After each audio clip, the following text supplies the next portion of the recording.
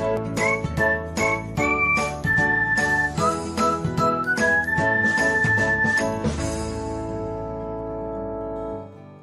everyone, welcome back to another episode of Technologyglance. Today, in this video, I'm going to guide you through how you can unreduce video quality on YouTube. So, let's get started.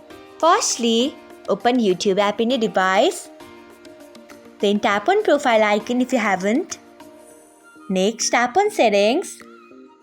After that, tap on data saving. Next, you can see the option of reduce video quality. Turn off it by tapping on it.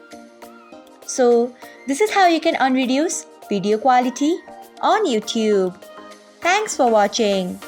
If you found this guide helpful, we would love it if you hit the thumbs up button below. We upload great new tech tutorials like this one every day.